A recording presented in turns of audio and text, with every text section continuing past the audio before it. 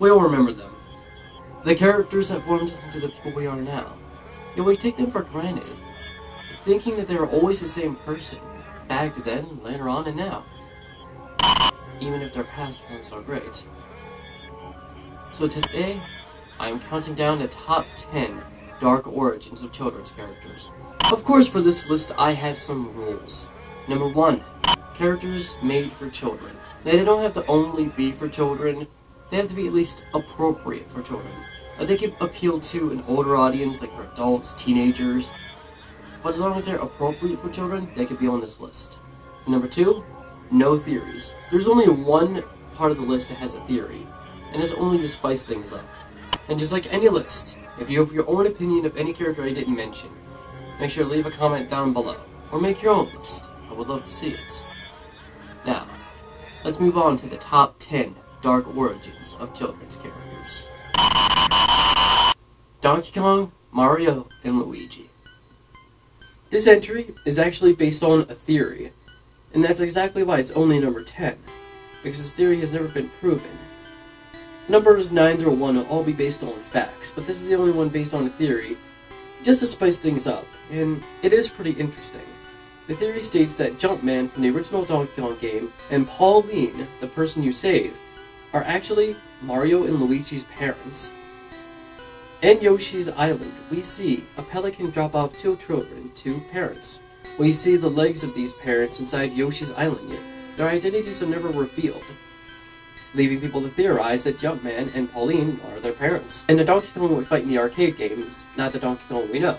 It's actually Cranky Kong, and Donkey Kong Jr. is the Donkey Kong we know. You see, Jumpman and Pauline got their children, and then Donkey Kong came in and kidnapped Pauline. After Jumpman took care of the issue, he decided to lock Donkey Kong up inside a cage, just for the safety of his children. This is when Donkey Kong Jr. came around and saved his father. At the end of the game, we see Jumpman fall off a tower and have a halo over his head, implying that he had died. Grimace. In 1971, there were commercials to advertise the fast food restaurant McDonald's. These commercials were labeled McDonaldland, where we see all the mascots come together with children having fun. And one of the most notable parts of this McDonaldland was Grimace. Grimace, from 1971 to 1974, was a villain. He was originally named the Evil Grimace. He had 4 arms and always stole the milkshakes from McDonaldland. The only reason he's number 9 is because all he's really doing is stealing milkshakes. The only reason he's on the list is because at one point he was evil, and he had the extra arms as well. That, and when you look at the commercials, it's kind of like a Looney Tunes situation. So, there's not really much to talk about here. Cubone. We all know the history of Lavender Town with the Pokemon Tower, a place where Pokemon go after they have died.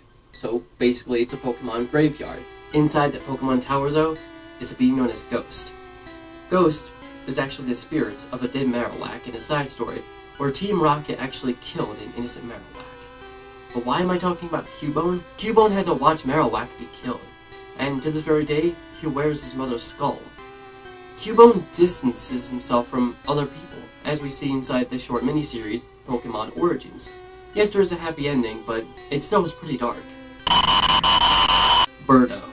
I think everyone knows this one. Super Mario Bros. 2 was originally a Japanese game called Doki Doki Panic. However, the original version of Super Mario Bros. 2 is far too difficult for people in America, as people in Japan thought. So they took Doki Doki Panic and changed some of the characters into Mario characters, and released the game as Super Mario Bros. 2. This caused some of the characters in Doki Doki Panic to become staples in the Mario series, like Shy Guys and Birdo. Birdo in Super Mario Bros. 2 is actually a transvestite, and would rather be called Birdetta. You could see the resemblance with the rings, the makeup, and the bone on his head. Crash Bandicoot. Crash Bandicoot, mascot of the PlayStation 1, was originally going to be used for world domination. You see, his arch-enemy, Neo Cortex, actually created Crash Bandicoot for his army, but he saw Crash as worthless, and threw him into the jungle, where he thought the wilderness would kill him. Crash ended up being thrown into the ocean, where he ended up on another island. This is why at the beginning of the first game we see Crash wake up washed up on a beach, and this is also why we see him travel from island to island. Ever since then, Crash Bandicoot has become Neo Cortex's biggest priority, besides world domination. In the original Ben 10 series, Kevin was a villain, and had the ability to absorb energy and use it against his enemies. He's actually being known as an Osmosian. Osmosians are able to do this sort of thing all the time. However, the more energy they absorb, the more mentally unstable they become. You see, Kevin used to be in a happy family, ironically in the same neighborhood as Ben Tennyson. At 4 years old, his father, Devin Levin, ended up sacrificing himself with his powers to save the Earth. This caused his new stepfather to get into the picture.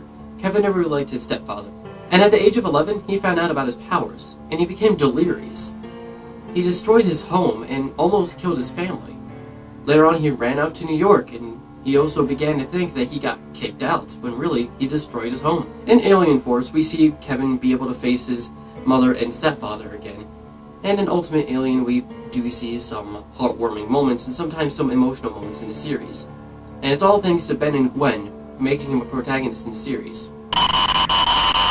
Ice King and Marceline. There was a theory going around for Adventure Time for quite some time, known as the post-apocalyptic theory. Now, I know we do see this theory a lot, but this one was actually proven by the creators of Adventure Time. You see, there was something known as the Mushroom War that ended up destroying the world and having it forced to be reset, with a few survivors, being Marceline and the Ice King, originally known as Simon. Marceline was an extremely young child, and Simon was a researcher who found a crown that was able to give him ice abilities. These ice abilities also made him mentally unstable, like Osmosians when they absorb energy. Later on, they started to roam the Earth, watching it reset, as new life came around because of the chemical waste that came after the Mushroom War. Eventually, Simon became the Ice King, which drove Marceline away, but Simon's story actually goes deeper than this. After he found the crown, he was actually in a relationship with a girl named Betty. However, because of the ice abilities and being mentally unstable, he drove Betty away as well. The Tin Man. Now, my memory is actually very shady of this, but if I recall, before the Tin Man was actually made out of tin, he was actually human, and was in a relationship with a Munchkin. But this Munchkin began to work for the Wicked Witch of the East. The Tin Man still secretly was in a relationship with the Munchkin, but when the Wicked Witch of the East figured this out, she was enraged. She ended up putting a spell on the Munchkin to kill the Tin Man and rip out his heart. The Tin Man survived, putting his body inside a new one made out of tin. However, he came back to find the Munchkin with a new lover. Actually, kind of the same lover. This lover was made out of all the body parts the Tin Man was originally made out of, but with a different mind. But the Munchkin still thinks that's the same person. So the Tin Man has to walk with no heart, and knowing that his lover is with someone else, and being played a fool. If I only had a heart. Casper. Casper, the friendly ghost. The friendliest ghost you know. Was once human, just like any other ghost. Except Casper got pneumonia in the first incarnation of Casper. Pneumonia today isn't really a big worry, but back then it was pretty much the equivalent of cancer. Not many people could do anything about it, so Casper actually died, and his spirit is unable to move on to the afterlife, just like Stinky, Stretch, and Fatso. The Teenage Mutant Ninja Turtles in Splinter. First, let's start with Splinter. Splinter was originally a human, and a dojo in Japan.